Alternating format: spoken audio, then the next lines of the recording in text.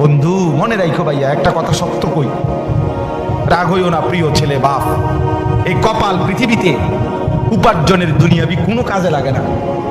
এই হাত পাও এগুলা মানুষের অঙ্গ প্রত্যঙ্গ কাজে লাগে বিভিন্ন উপার্জনের কামে। এই কপাল এটা দুনিয়াবি কোনো কামে লাগে না, এটা কোনো কাজের জন্য, ওটা দিয়ে কোনো উপার্জনের কোনো কামে, দুনিয়ার কামাইয়ের কোনো কাজে এই কপালের এটুকু জায়গা ব্যবহার হয় না, এটা লাগে না আর কি। তাই এটা আল্লাহ তাআলা কেন বানাইছেন? খোদার কসম, রব্বুল আলামিন এই কপাল শুধুই সেজদার জন্য বানাইছেন, শুধু সেজদার জন্য। এই জন্য যে কপাল সেজদা দেয় না, যে কপালে সেজদা নাই, তুই মানুষও না, মানুষের বাচ্চাও না, ইনসানের কোনো কাতারে সে পড়ে না,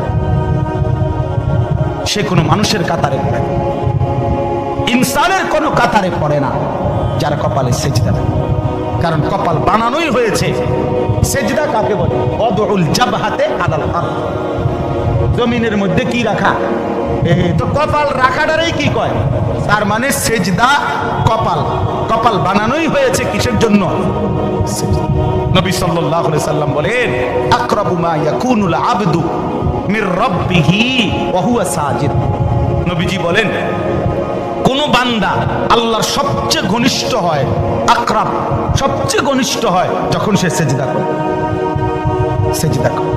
এজন্য আমার শায়েখ আল্লামা মুফতি মুশতাকুন নবী কাসিমি হুজুর সবসময় এটা বলে যে কোন বান্দা যখন সেজদা করে তো আল্লাহ তাআলা তার পিঠে মাথায় এভাবে হাত বুলায় দেয়, আদর করে। আল্লাহ আদর করে, আল্লাহর কুদরতি পায়ে সেজদা দেয়, মালিক তখন আদর করে দেয়, পিঠে মাথায় হাত বুলায় দেয়। আল্লাহ ডেকে বলে, আনিস আমারে সেজদা করছো না, ইরফা রাসা, উঠাও মাথা, উঠাও, ওঠো, বসো বসো, আর কিছু বলবা কিনা বলো।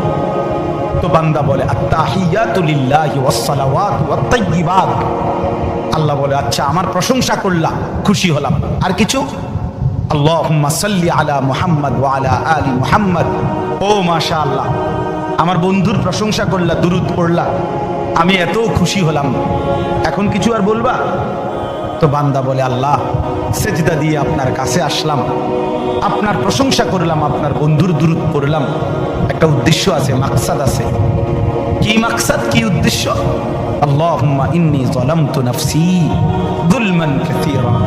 আয় মাওলা, আমি বড় নাফরমান মাওলা, আমার গুনাহ অনেক বেশি মাওলা, আর আমি জানি ওয়ালা ইয়াগফিরুয যুনুবা ইল্লা আনতা, আপনি ছাড়া আর মাফ করার কেউ নাই। এই জন্য আপনার এত কাছে আসলাম, আপনার স্পর্শ পেলাম,